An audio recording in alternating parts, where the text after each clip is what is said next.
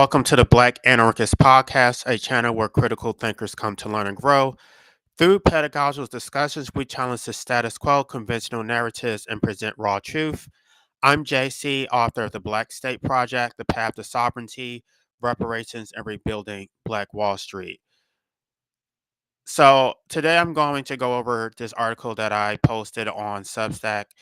I actually finished it last night, but I had to make some additions to it because after I slept on it, there were some things that I needed to add.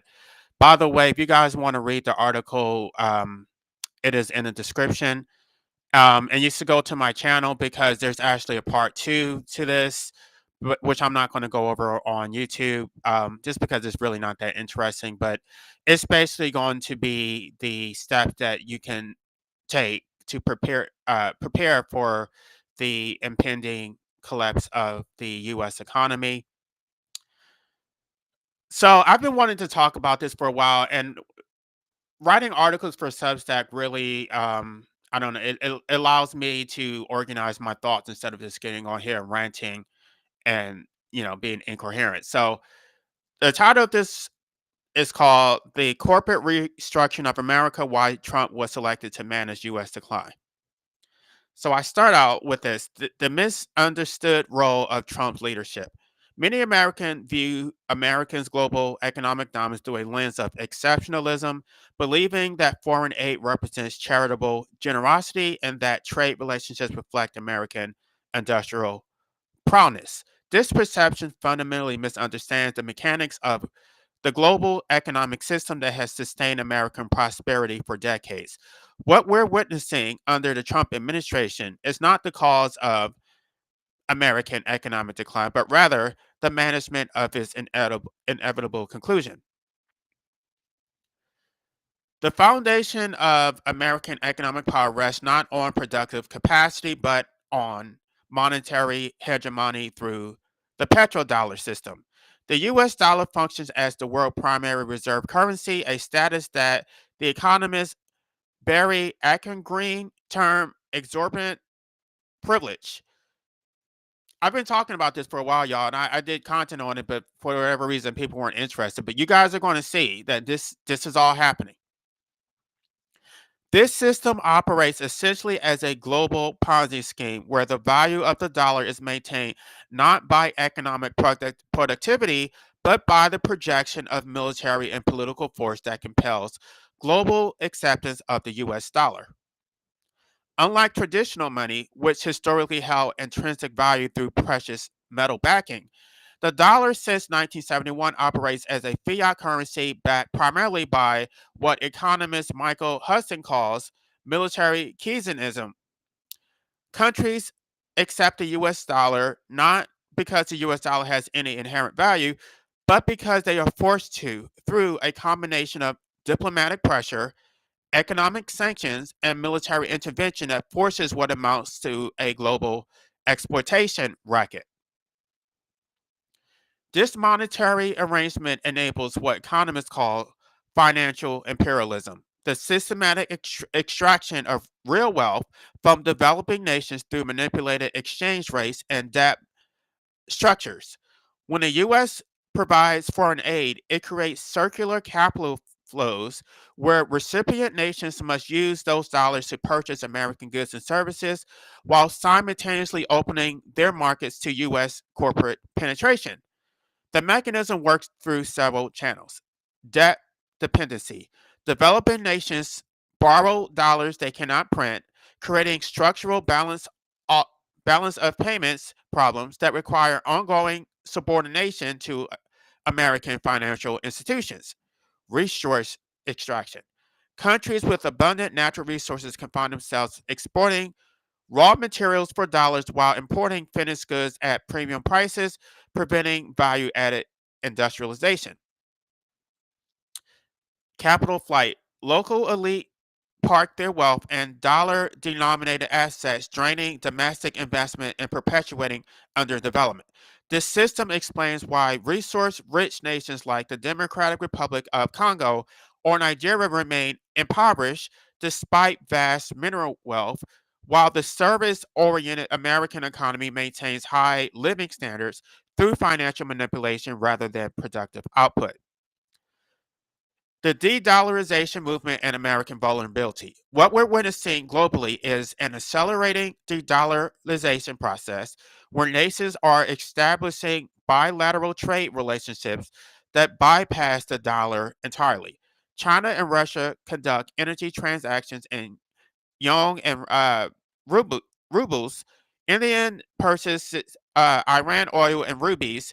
The BRICS nations are developing alternative settlement mechanisms through institutions like the New Development Bank. This trend exposes a critical vulnerability in the American economic model. The country has systematically deindustrialized over the past 4 decades, transforming the world's manufacturing powerhouse into a financialized service economy. The China shock of the early 2000s, as economists David Arthur and David Dorn documented, hollowed out American manufacturing capacity while creating dependency on foreign supply chains for everything from pharmaceuticals to semiconductors. Trump as the corporate restructuring manager. Under current policy decisions, understanding current policy decisions requires recognizing that they follow the standard playbook of corporate restructuring rather than public governance, public service governance, excuse me. Trump's approach to managing American decline mirrors the methods of private equity firms when acquiring distressed companies. Extract maximum value while minimizing costs, regardless of impact on workers or communities. But the business deal mentality applied to Trump's governance. From a deal maker's perspective, America represents a corporate entity entering financial distress that requires aggressive restructuring to remain viable. This framework treats the American people not as citizens to serve, but as overhead costs that must be minimized to keep the corporate solvent during transition. Standard corporate downsizing strategies. The policies being implemented by the Trump administration follow classic business restructuring methods: mass deportations as workforce reduction, eliminating workers to reduce labor costs and benefit obligations similar to corporate layoffs during downsizing, federal employee cuts as administrative downsizing, reducing bureaucratic overhead to improve the government's uh, cost structure, student debt enforcement as receivables collection, aggressive collecting outstanding debts to improve cash flow regardless of borrowers' ability to pay. Tariffs as fee-based revenue generation, imposing charges on business transactions to generate income like managing fees and corporate restructuring. Asset stripping and value extraction. This approach prioritizes extracting immediate value over long-term sustainability. Corporate restructuring specialists focus on liquidating non-essential assets, selling off government properties, resources, and services that can generate immediate revenue, squeezing suppliers, using market positions to extract better terms from trading partners regardless of relationship damage, reducing capital investment, cutting spending on infrastructure, research, and development that would benefit future operations, maximizing short term cash flow, prioritizing immediate revenue over investments that would restore productive capacity. No emotional investment in stakeholders. I don't know if I took a corporate governance class. Stakeholders are basically anybody who's going to be affected by the policies. It's different from being a shareholder. So we're all stakeholders, but we're not. They don't see us as shareholders because they don't think that this is our government. They see the wealthy elite as being the shareholders. They're running America like a corporation. Business deal makers view all relationships as transactional rather than based on mutual obligation or community welfare. Workers, local communities, and even international allies become variables in negotiations rather than constituencies deserving protection. This explains the Trump administration's callous indifference to human costs in their policy decisions. A corporate restructuring manager does not consider the impact on employees' families, when implementing layoffs. They focus solely on improving the company's financial position. Similarly, immigration enforcement, trade wars, and benefit costs are valued purely on their contribution to government fiscal health rather than their effect on the American people. The exit strategy mentality. Successful business operators always maintain exit strategies. Trump understands that American global dominance is ending and approaches government as a transaction management problem. How to extract maximum value from the declining enterprise while positioning for post collapse opportunities.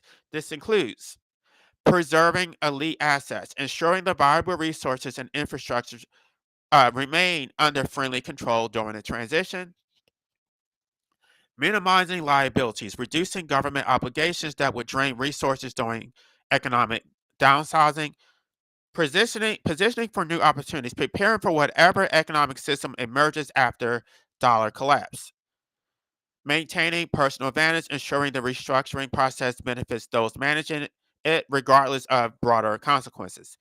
Citizens as cost centers rather than shareholders. The fundamental difference between business management and democratic governance is the relationship to people affected by decisions.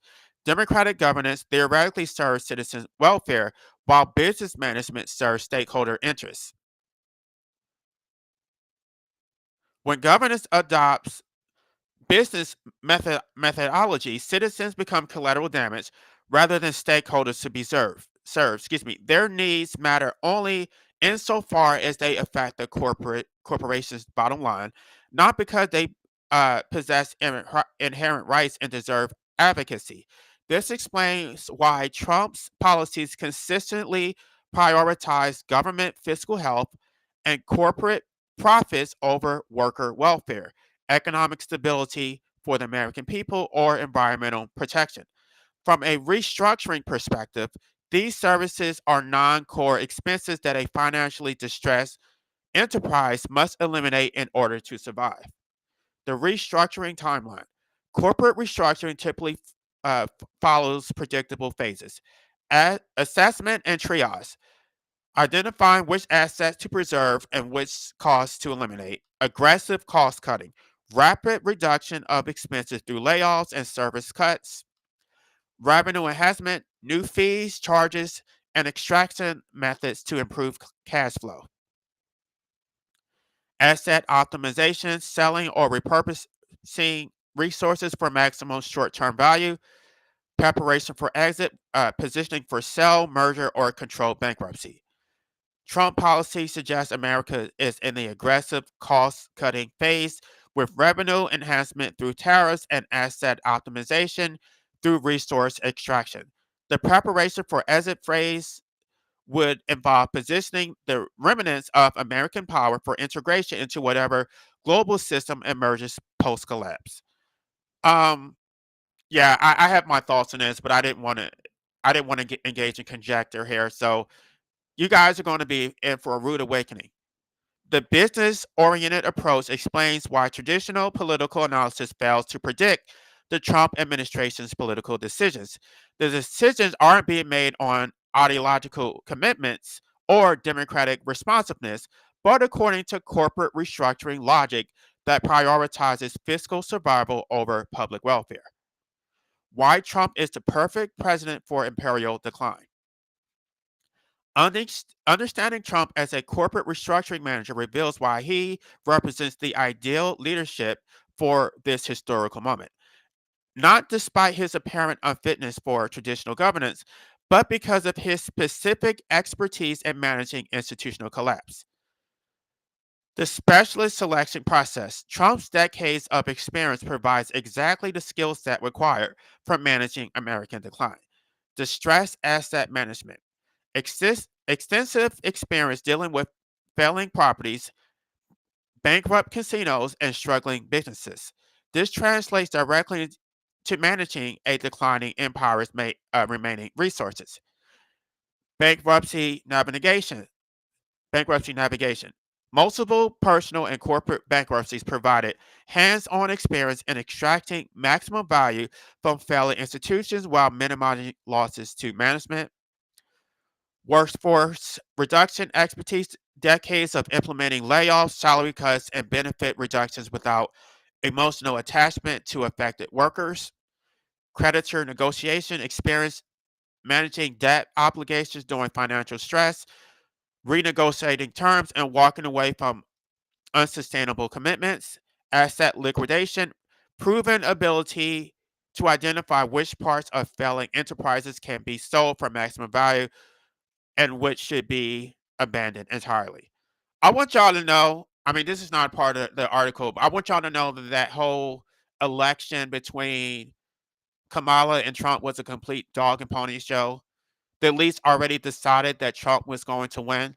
I don't know that the election was necessarily rigged, but they knew that Trump was going to be the one to uh, get us through this restructuring process. Kamala Harris was not going to be able to do it. Kamala Harris was not going to, she wasn't going to be able to make the hard choices that need to be made in order to save not the American people, but the institution of America as a corporate entity. The optics versus reality disconnect.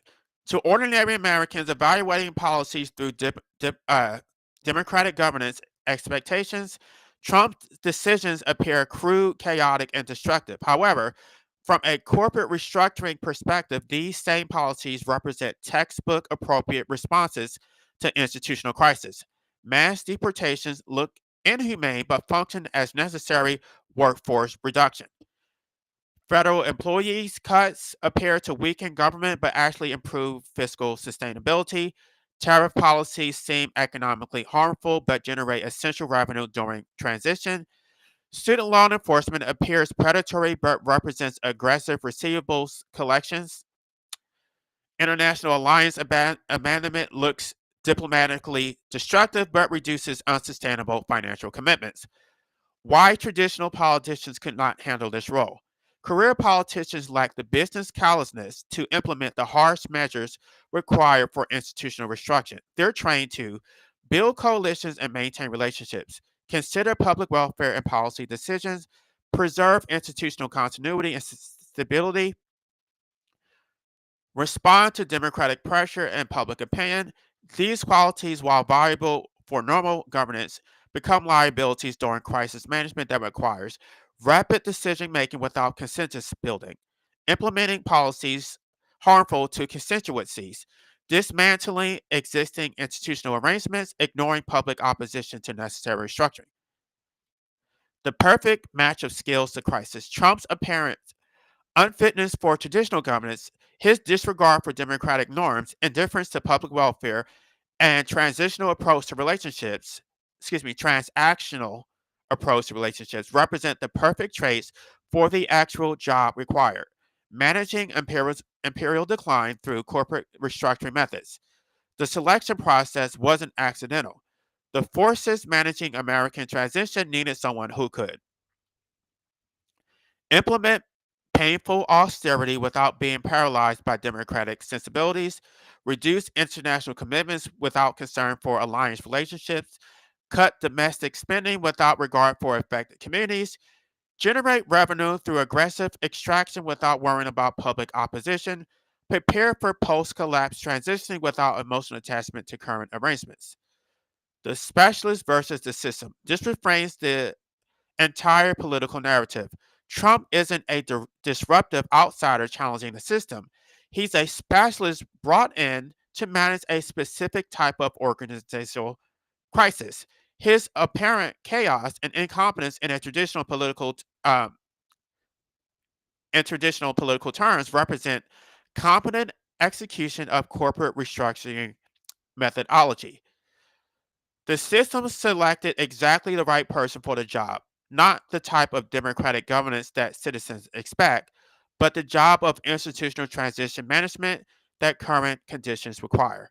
The timing imperative. The urgency of dollar system collapse necessitated someone who could implement restructuring quickly without getting bogged down in a democratic process or public welfare considerations. Traditional politicians would have attempted to preserve existing arrangements through reform and consensus building. approaches that would have delayed necessary adjustments until external forces made them catastrophically disruptive. Trump's business background enables him to recognize when institutions have passed the point of reform and require aggressive restructuring or controlled demolition.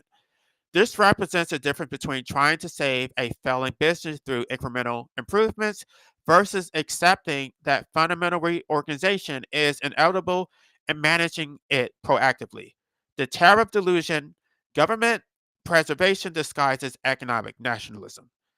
Many Americans support many Americans support current tariff policies, believing they will restore domestic manufacturing and bring back industrial jobs. This represents a fundamental misunderstanding of both the sequencing required for industrial rebuilding and the actual motive behind these policies. Let me stop for a minute, see if I have anybody here. Yeah, I'm not going to stop too long because I don't have a lot of time. I got it. I got to get through this. It yeah, yes, it's going to get bad. I've been predicting this for a while, but for whatever reason, people haven't been listening. All right, so now I'm going to keep going.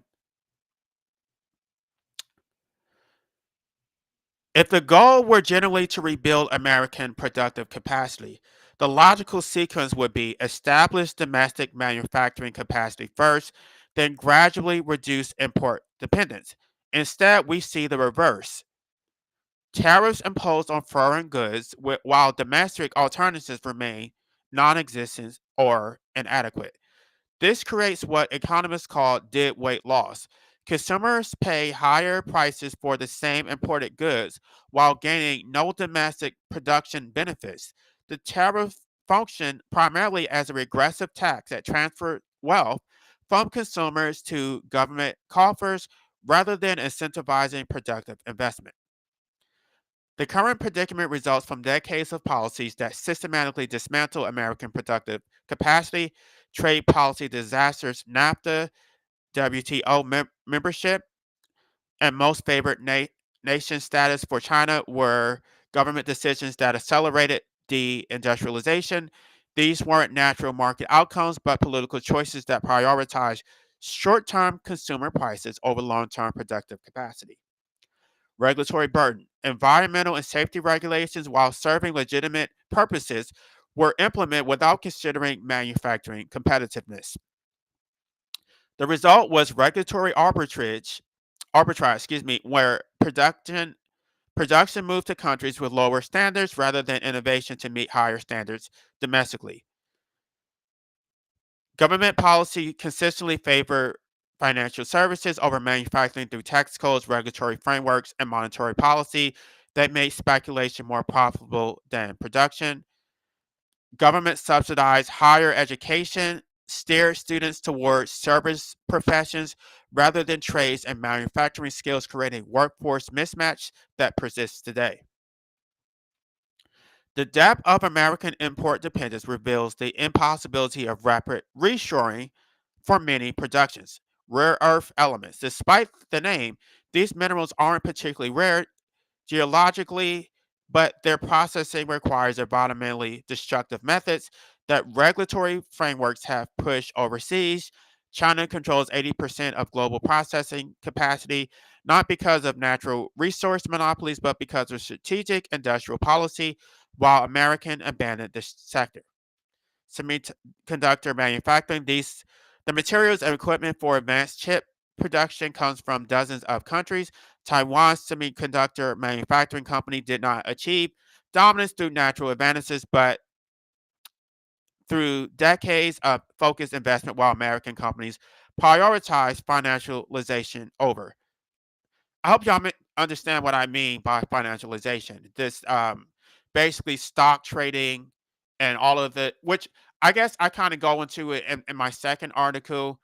You guys need to go to my Subdeck channel and then read the article, basically explaining how to survive the economic collapse. Because all the economic parasites, those who don't engage in productive labor, they're not going to survive. They don't have any actual useful skills. But this whole financialization where you just where money gives an unnatural birth to itself is this money creating more money but not creating any new wealth.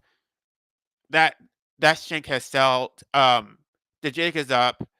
Those people are not going to be able to survive being economic parasites. Advanced materials, carbon, fiber, specialty materials, and high performance ceramics require industrial ecosystems that take decades to develop. These can't be restored through tariff policies alone. Pharmaceutical precursors, active pharmaceutical ingredients overwhelmingly come from China and India. The expertise, equipment, and supply chains needed for domestic production could require massive coordinated investment over years. The government revenue motive. Trump's tariffs revealed their true purpose when examined through fiscal rather than industrial logic.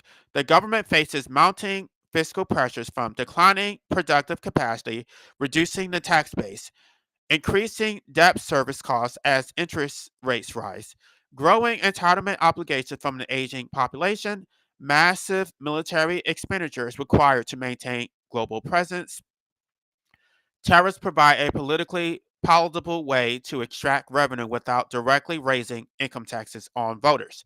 This represents what economists call fiscal illusion, making the tax burden less visible by embedding it in product prices rather than showing it explicitly on paychecks.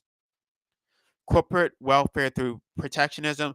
The tariff system primarily benefits large corporations that can absorb compliance and costs and navigate regulatory complexity while destroying smaller competitors who cannot. This represents corporate welfare disguised as economic nationalism.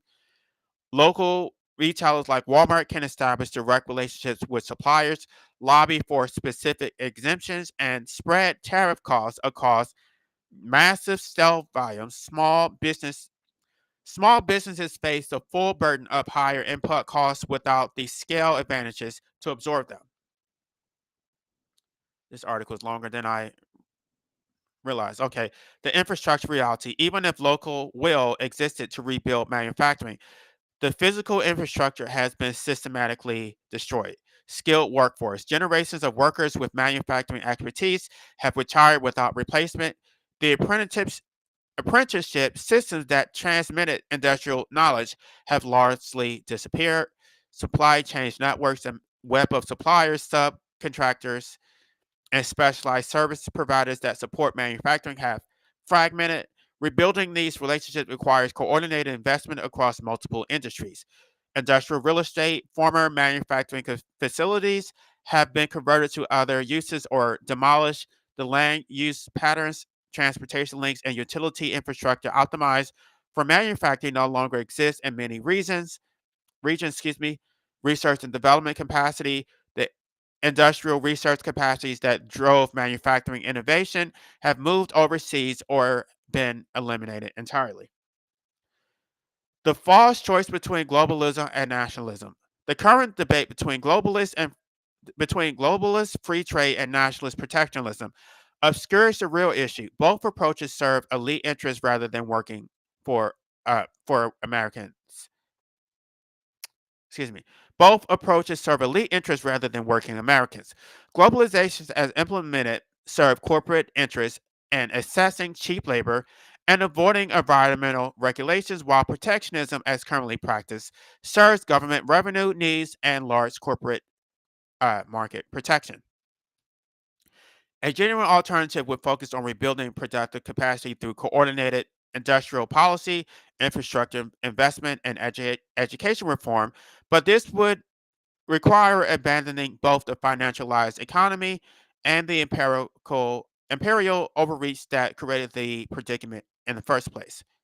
Immigration enforcement as labor control. Massive deportation serves dual functions, reducing government expenditures on social services while creating downward pressures on wages through labor scarcity, thereby improving corporate profit margins during economic transition.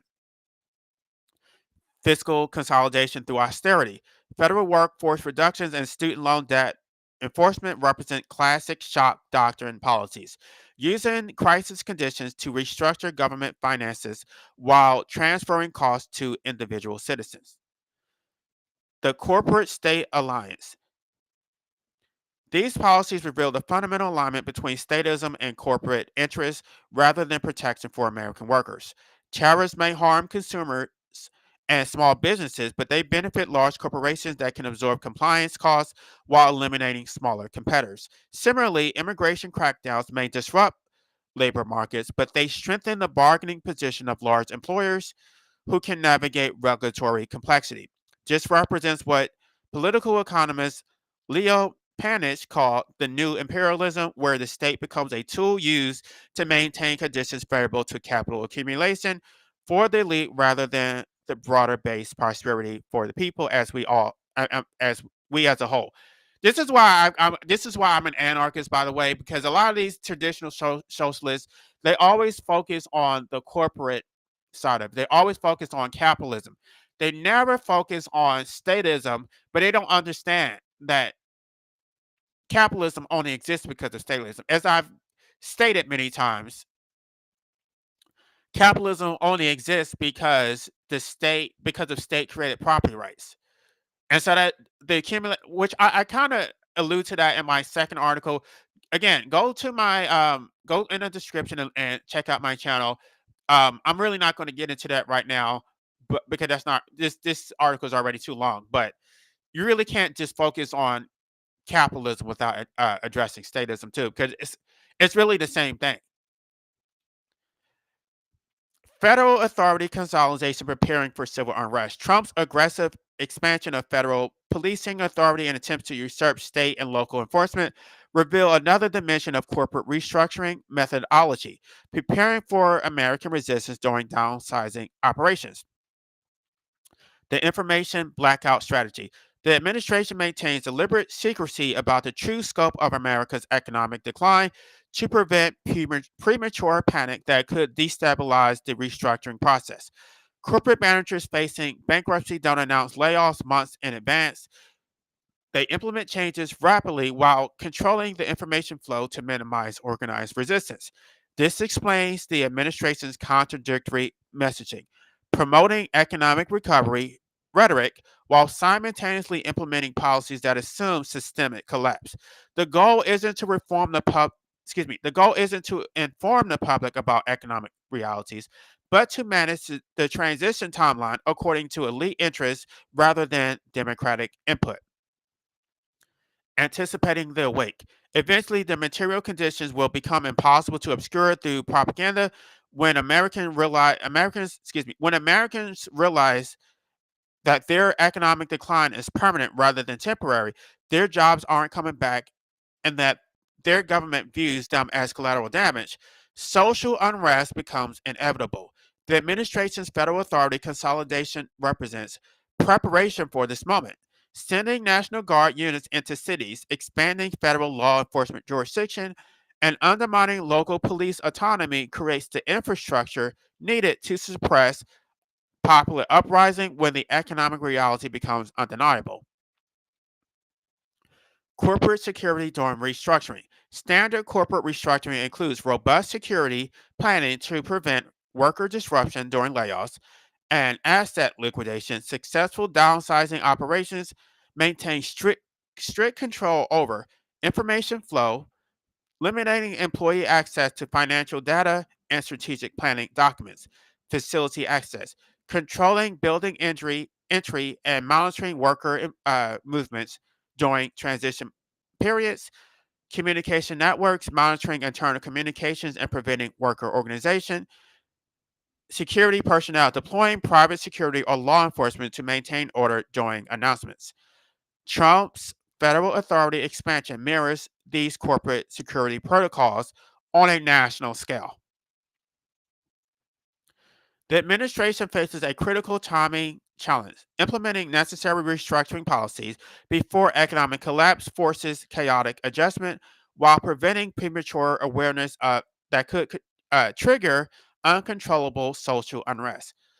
Federal policing consolidation provides assurance against the scenario where Americans recognize their situation too early and organize resistance before the restructuring is complete.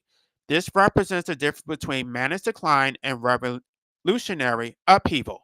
Both lead to the same economic destination, but managed decline preserves elite control over the process.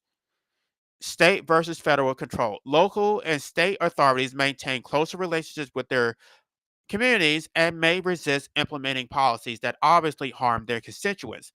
Federal authorities eliminate this resistance by removing decision making power from local officials who face direct accountability to affected populations. Sheriff departments, city councils, and state governments might refuse orders to enforce mass deportations, suppress local organizing, or protect corporate asset stripping if they depend on local political support. Federal agents answer to distant bureaucrats who prioritize objectives over community welfare. This centralization ensures that restructuring policies can be implemented regardless of local opposition, similar to how corporate restructuring specialists bring in outside security firms rather than relying on existing employee relationships. The most dangerous scenario for any reconstruction the, the most dangerous scenario for any restructuring operation is coordinated resistance from affected stakeholders. When workers organize collectively, they disrupt asset liquidation, prevent workforce reduction, and force negotiations that limit value extraction. Federal authority consolidation aims to fragment political resistance by eliminating local power structures that could serve as organizing centers. Community leaders lose influence when federal authorities override local decision making. Regional solidarity becomes difficult when federal forces can consolidate areas and control transportation and communication. The goal isn't to present the goal isn't to prevent all resistance that's impossible during major economic transitions, but to ensure that resistance becomes disorganized, localized, and manageable rather than evolving into coordinated national opposition that could threaten the restructuring process itself. The too big to fail delusion. Many Americans operate under the assumption that America is too big to fail, that American military dominance and global influence provide permanent protection from economic collapse. This represents a fundamental misunderstanding of the relationship between economic and military power. Military capability requires sustained industrial production, technological innovation, and fiscal resources to maintain equipment, pay personnel, and fund operations. The Soviet Union possessed formidable military assets but collapsed when its economic foundation crumbled. No amount of nuclear weapons or advanced fire jets could compensate for systemic economic dysfunction. America's military spending represents approximately 3.5 of GDP, but this figure obscures the deeper reality. Military effectiveness depends on the entire industrial ecosystem that produces advanced materials, precision components, and sophisticated electronics. When China controls rare earth mineral processing, when Taiwan manufactures critical semiconductors, and when global supply chains provide essential components, American military production becomes vulnerable to economic welfare rather than direct conflict. When other nations cannot match, while other nations can't match American military power directly, they possess the capacity to destroy the economic foundation. One second, y'all. My laptop is not charging. This is not good. I'll be right back.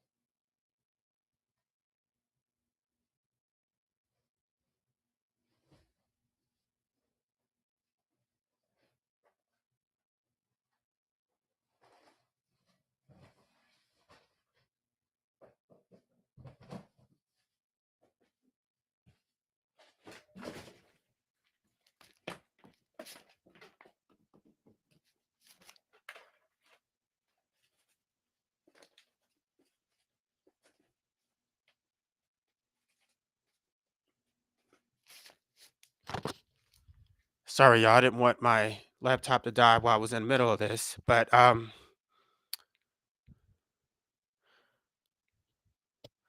let me start over. While other nations cannot match American military power directly, they possess the capacity to destroy the economic foundation upon which that military depends. This asymmetric approach operates through several mechanisms. Supply chain disruption, cutting off access to critical materials and components that American defense contractors cannot produce domestically. Rare earth mineral Rare earth elements, advanced semiconductors, and precision manufacturing capacities are concentrated in countries that could access without firing a single shot. Accelerating de-dollarization through bilateral trade agreements, alternative payment systems, and reserve currency diversification. Each country that stops using dollars for international trade reduces the global demand that maintains dollar value. As American manufacturing capacity declined, much of the country's technological edge shift overseas. China now leads in power, solar panel production, battery technology, high-speed rail, and telecommunications infrastructure. This technology dependence creates vulnerabilities that cannot be addressed through military force. America imports critical materials from countries that could restrict access during economic conflicts. Oil, rare metals, agricultural products, and manufactured goods flow from nations that increasingly see de dollarization as liberation from American financial control. Economic decline creates a self reinforcing cycle that undermines military capacity. Reduced tax base as productive capacity shrinks, government revenues declines, forcing cuts to military spending. Defense contractors lose the industrial ecosystem needed to produce advanced weapon systems. I'm going to skip through that. I think I'm almost done. The British Empire provides infrastru- it pro- the British Empire provides instructive. President Britain possessed the world's most powerful navy and extensive global territories, yet lost imperial dominance when economic competitors surpassed its industrial capacity. Military power could not compensate for economic decline. Instead, economic weakness gradually undermined military effectiveness until Britain could no longer maintain its global position. American military commitments span the globe, requiring enormous logistical and financial resources to maintain. This overextension becomes unsustainable when the economic foundation contracts. Countries challenging American hegemony need not defeat the American military directly. They need only make the cost of maintaining global dominance exceed America's capacity to pay. This economic warfare is already occurring through coordinated de dollarization efforts, strategic resource partnerships that exclude America, and technological development programs to eliminate dependence on the US dollar. I want y'all to know that Trump is trying to act like, oh, we don't want to do business with them. Like we're the ones who are withdrawing. No, that's not what's happening. He's trying to save face because they don't want to do business with America. Everything that we're saying, everything that we're seeing in the media right now is cap. They are turning their backs on America, and Trump is trying to save face and act like he's the one in control, like he's a boss. He's not. He Trump knows exactly what is going on. They all know. Um, the media knows too. The media is not going to tell you this. Countries are building alternative institutions, development banks, payment systems, technological standards that gradually reduce American influence without requiring military confrontation. The genius of this approach is that it uses America's own economic dependencies against itself. The more America relies on global supply chains and dollar recycling, the more vulnerable it becomes to coordinated economic pressures from countries that have rebuilt their productive capacity and established alternative relationships. The false promise of America first. The rhetoric of Trump's economic nationalism obscures the reality that his administration serves state and corporate interests rather than working Americans. True economic nationalism would prioritize rebuilding productive capacity, investing in infrastructure, and developing strategic industries before engaging in trade conflicts. Instead, we see policies that prioritize gains while socializing losses. Tax cuts for corporations funded by deficit spending, bailouts for financial institutions while workers face austerity, and trade wars that raise consumer prices while protecting corporate profits. I mean, you can say Trump is American first, but the question is, who is America? Apparently, he doesn't see us as being America. He sees America as the corporate elite, the government actors.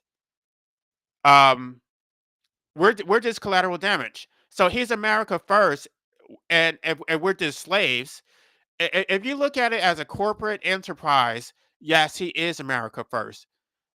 This is the reason why I'm trying to tell you that this relationship between capitalism and statism runs deep because they are running the government like a corporation. Anyway, let me just get through this because I'm almost done. True American nationalism, people first, not government or corporations.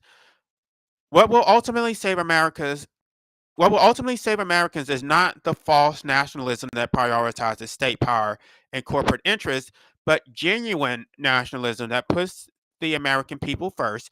This requires a fundamental shift in loyalty from institutions that exploit ordinary citizens to the communities and neighbors who share their fate.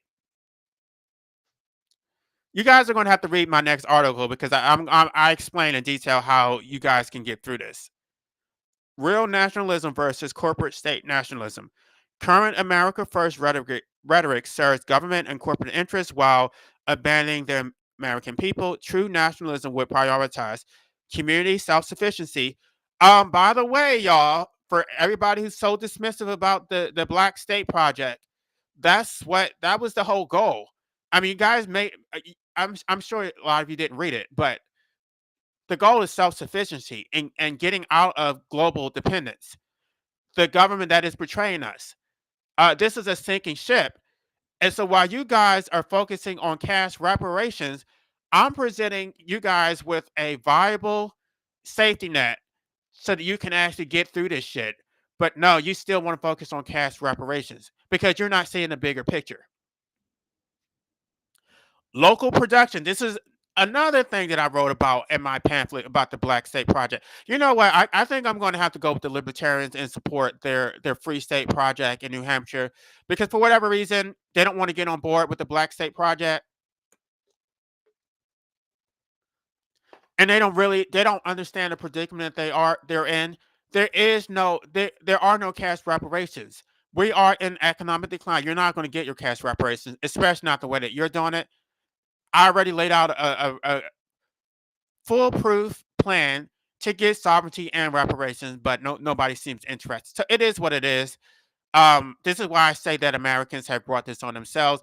I mean, it's not as if I haven't been saying this for well over 2 to 3 years now. Anyway, um, mutual aid networks over bureaucratic welfare systems that create dependency, production skills development over financial speculation and rent seeking, regional alliance over global supply chains that enrich distant shareholders. We only have each other. The harsh reality of imperial decline is that ordinary Americans cannot depend on institutions that view them as cost centers rather than stakeholders. Government will prioritize its own survival over citizen welfare. Corporations will abandon communities whenever profitable. The professional classes will serve elite interests over working class people's needs. Working people's needs. This leaves Americans with their most fundamental resource, each other. Building resilient communities. This is what I'm trying. This is what the whole Black State Project was about. Building resilient communities requires recognizing that neighbors, family members, and local producers represent more reliable support than distant institutions that have repeatedly betrayed public trust. The economic crisis transcends traditional political divisions. Rural farmers and urban workers face the same threat from financialized exploitation. Small business owners and skilled tradespeople suffer equally from corporate consolidation and regulatory capture. Regional communities across America experience similar devastation from outsourcing and industrialization.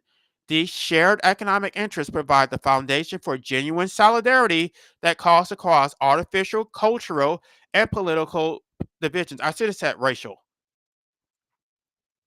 This whole white, black shit. Um, at the end of the day, there's going to be no more white and black. It's going to be America, because that's how down in the gutter we're going to be. Um, it's really well. I'm just going to leave it at that. All of you globalists who think that, oh, we are one, and give me your tire, your port, that shit is over, right? You need to be America first. Really, you need to be as local as possible. You need to put your city first, your county, your state, and then America. But all this global shit that you care about what's happening in other countries, no, we're out of that. We're in survival mode. America first. Put your family first. Put your community first. Um, don't let your children starve just so you can feed somebody else's children in another country.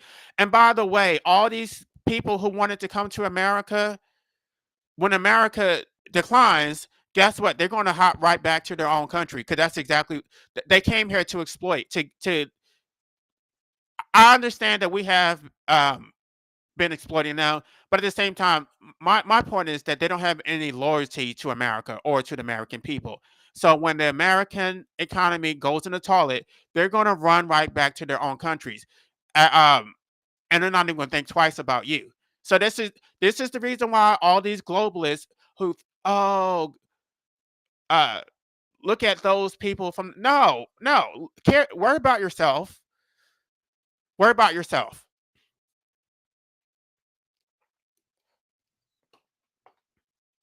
All right, I think this is about it.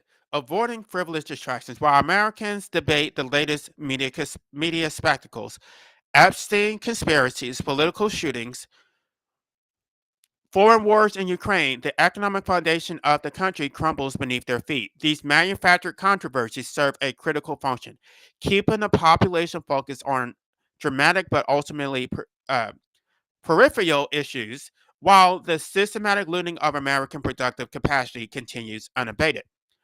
The media political complex deliberately amplifies divisive stories that split Americans into opposing camps of left versus right, red versus blue, liberal versus conservative.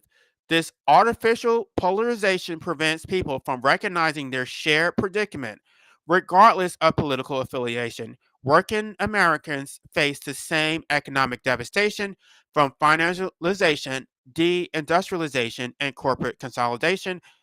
A farmer in Iowa and a factory worker in Michigan have more in common economically than either has with the political and media elites who profit from their division. Both watch their communities hollowed out by the same economic forces, yet are encouraged to blame each other's political tribes rather than a system that exploits them both. The real crisis isn't whatever scandal dominates this week's news cycle, it's the systematic destruction of America's productive capacity and the impoverishment of working people across all political boundaries. Conclusion: Trump isn't incompetent. He's doing exactly what he is supposed to do and why he was selected for his position. Understanding America's economic trajectory requires moving beyond the theatrical outrage of daily politics to recognizing the systematic corporate restructuring of a declining empire. The policies that appear chaotic and destructive from a democratic governance perspective make perfect sense as institutional transition management. The American people have a choice: continue fighting each other over manufactured controversies while the economic foundation crumbles, or recognize their shared interest in building community resilience, independent of the institutions that share them as expendable cost centers. Um, you guys have to go read that article that I posted because really, when a U.S. dollar collapses, the only thing you're going to have to survive is a barter system. And if you don't know how to produce anything, you're just not going to make it. You need to be able to produce something that you can actually trade. All these economic parasites, the lawyers, the accountants, the consultants, the compliance managers, all of those people are expendable. And if you believe in God, you need to be praying for them because those people don't have a golden parachute. They've been getting a free ride off the American people for far too long. The jig is up. It's time to pull your weight. You don't get to engage in economic exploitation anymore. The parasitic attorney who charges $500 an hour, his days are numbered. True nationalism means putting people first, not the government that exploits them or the corporations that abandon them, but the neighbors and communities who will determine whether Americans survive this transition with dignity and mutual support. Let me see if there's anybody here. Okay. Um,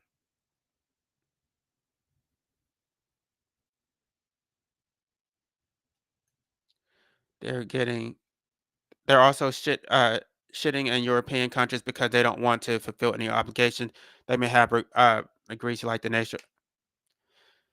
I'm not even going to talk about Israel. Israel has a whole role in this too, which I'm not going to stay on YouTube because I already have one of my channels um, deleted. So I'm not going to say anything about Israel.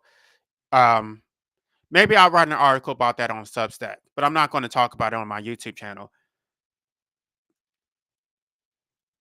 I was thinking if we was s- I was thinking if there still was a possible to join the Free State Project. I saw there were black people that seemed anti-race. They expect anybody else. Um, right. Well, it's really impossible for like a libertarian or an anarchist to be racist, right? Because racism is systemic, and so because we want limited government, um, I mean, of course, anybody can have their personal bias, but that's not systemic racism. So libertarians, by definition, can't really be racist because they support limited government. I mean, let me just. I'm talking about on a systemic level. They can't be racist on a systemic level because they're not trying to use the state to give you know white privilege. I'm sorry, there's no other way to say it. Democracy is majoritarian, so whoever is the majority wins by default. So um, I would say this Free State Project is a plan B. If you want to, I'm really seriously considering going to New Hampshire because I mean they're getting close to actually having the numbers. So are there any other comments? I'm not going to say that the libertarians aren't racist personally, but I'm just saying it on a systemic level.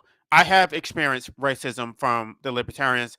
I told y'all about when I went to that convention and they wanted to take picture with me like I was some kind of circus monkey. Oh, here's the black guy. Smile for the camera, and they just stared at me and they made sure to point out the fact that I was the only black guy there. So libertarians are not exempt from racism, but I'm just talking about on a systemic level. Anyway, y'all. Be sure to check out my Substack channel because I do explain how to get out this. Thank you for listening to the Black Anarchist Podcast. Be sure to like, share, and subscribe. The struggle is real and the fight for liberation is far from over. Get sovereign or die trying.